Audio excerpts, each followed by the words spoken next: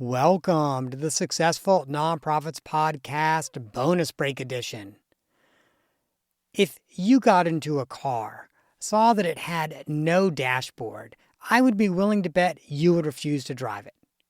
And frankly, you shouldn't lead your nonprofit without a dashboard. And that's why in today's bonus break, I am going to break down dashboards so that you can start creating one for your organization and help your organization get where it wants to go. So as part of that, I will offer you an editable Excel document with 3 dashboards you can modify for your nonprofit. Before I do that, let me just quickly remind you the bonus break is a short episode you can listen to while taking a tea break and get the added bonus of making you and your nonprofit stronger. And I'm Dolph Goldenberg. I'm your host and the facilitator of this bonus break. I am a consultant, a coach, and a confidant for leaders at small and large organizations across the country. I bring 3 decades of leadership and consulting experience building, growing, leading, and yes, repairing organizations. And friend, I found the value of dashboards during my very first time serving as a permanent executive director.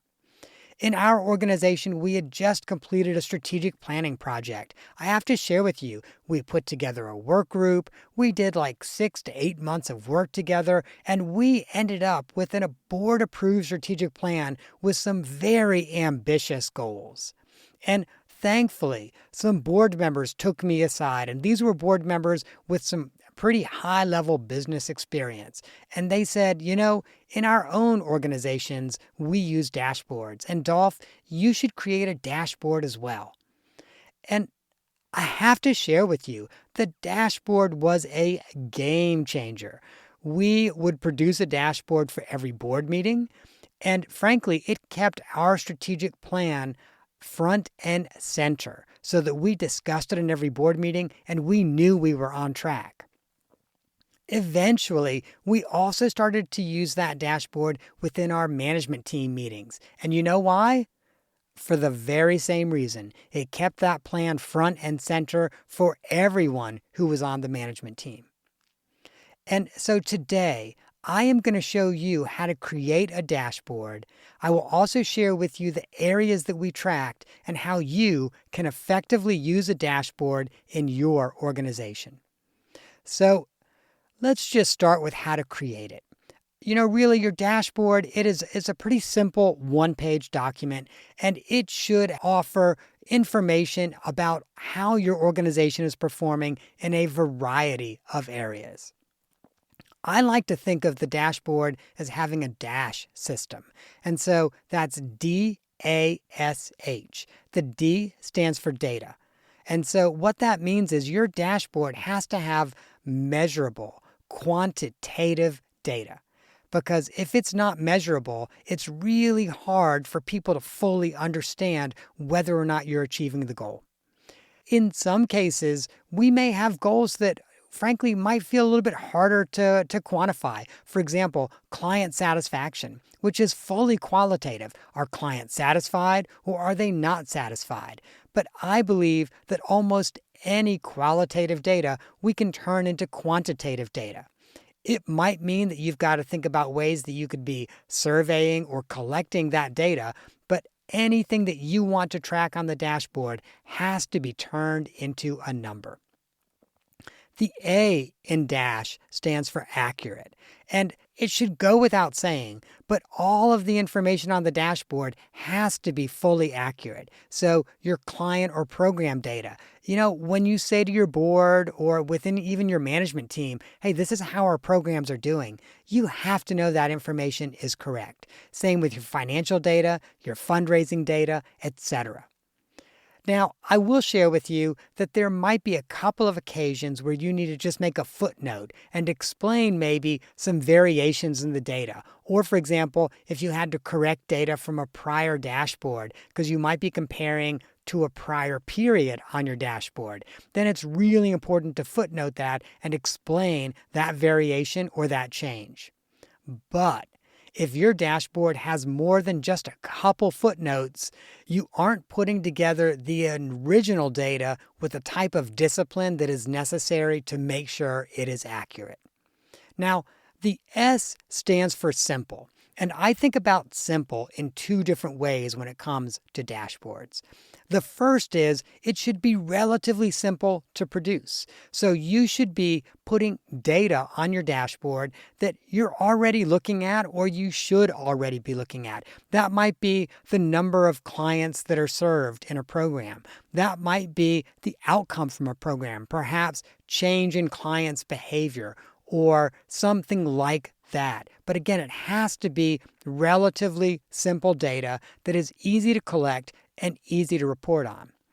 Additionally, when I say simple to produce, that means that if you're the executive director, it's not on you to produce every single data point that goes in the dashboard. If you have staff who report to you, you need to turn to them and ask them to fill their data in on the dashboard. And so, for example, if you have a bookkeeper or a CFO, it doesn't matter because you're going to ask the person who manages your organization's books to either go into Office 365 shared Excel spreadsheet or a shared Google Sheet and enter the new financial data each month in the dashboard. And then if you have someone who runs your programs, you will ask them to do that. Same thing around fundraising. So if you're the executive director, ideally you're only tracking one or two areas in the dashboard and you're only responsible for putting that data in.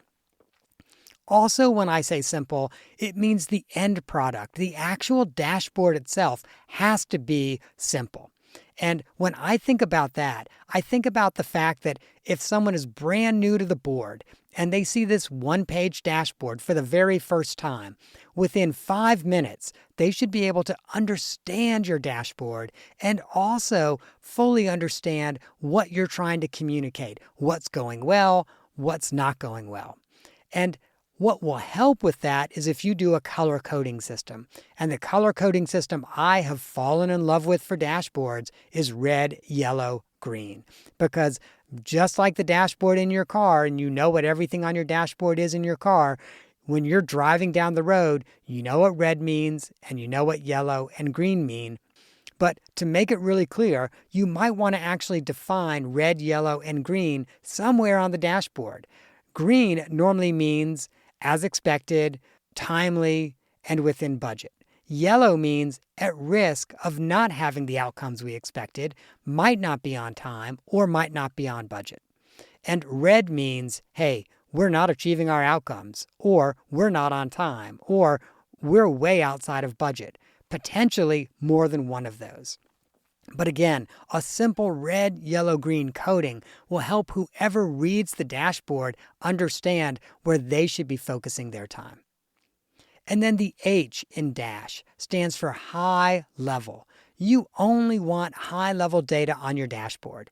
Honestly, you don't want 80 points of data on your dashboard. You probably don't even want 36 points of data because what you want are those high-level metrics. A good example that I always like to share with folks is the financial part of your dashboard. You undoubtedly want to include cash as days of operating.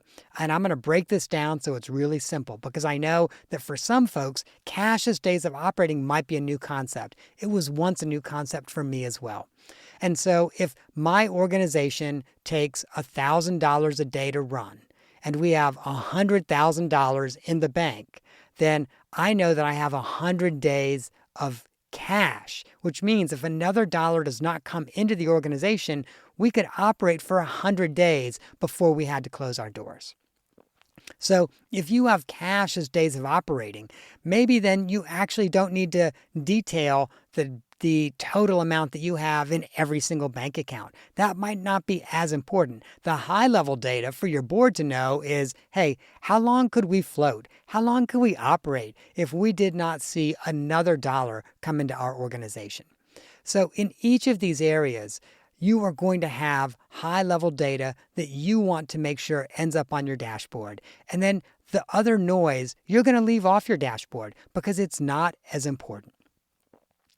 Now, whenever I'm actually in the board meeting and I am asking the board to have a conversation about the dashboard, what I will typically do is I will say, hey, let's not spend a lot of time on the greens, patting ourselves on the back. Instead, let's talk about how we can be turning the reds to yellows and the yellows to green. And there are two ways that I might go about doing that.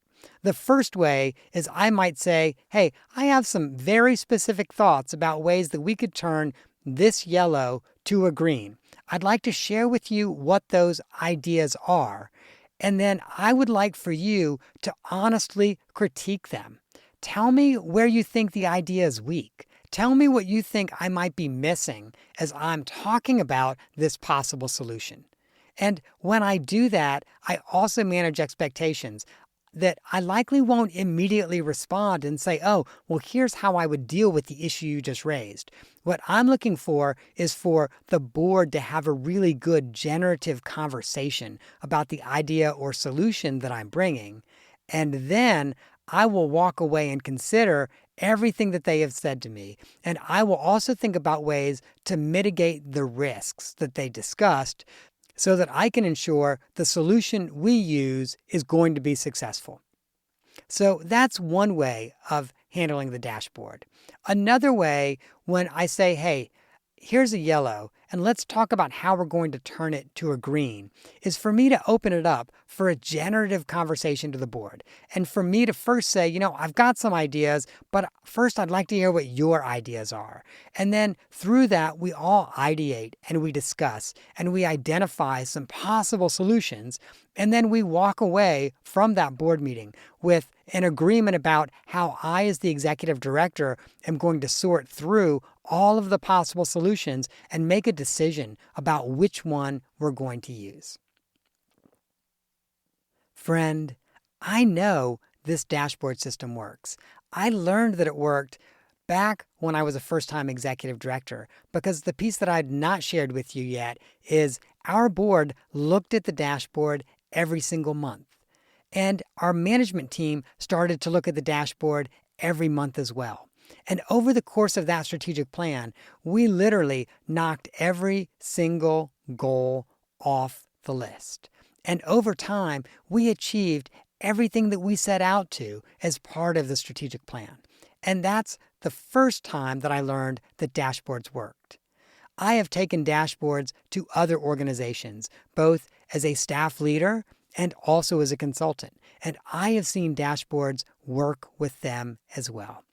What's important, though, is that you just keep the DASH system.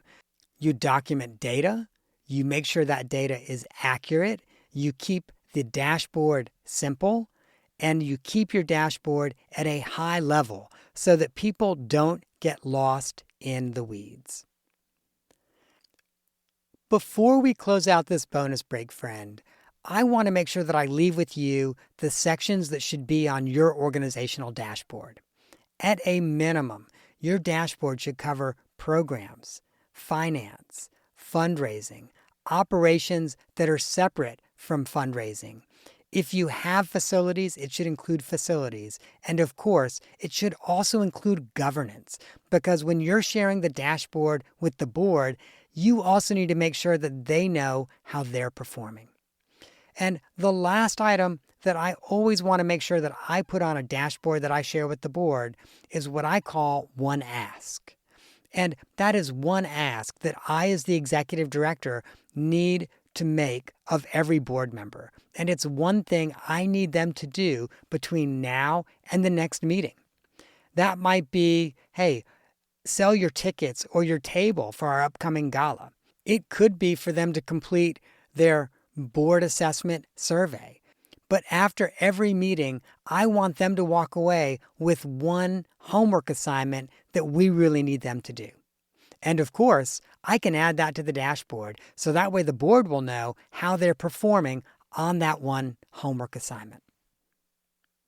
Friend, at the beginning of this bonus break, I promised you an editable Excel document with 3 dashboards that you can modify for your organization. And this document includes a dashboard for an organization with a facility, one for an organization without a facility, and also a sample fundraising dashboard. You literally can just download these dashboards and edit them so that they track the right data for your organization. You can download those at our show notes at successfulnonprofits.com, or you can just scroll down on your phone, and we've included a link to them inside this episode as well. That, friend, is our bonus break for this week. I hope that you have gained some insight to help you and your nonprofit thrive.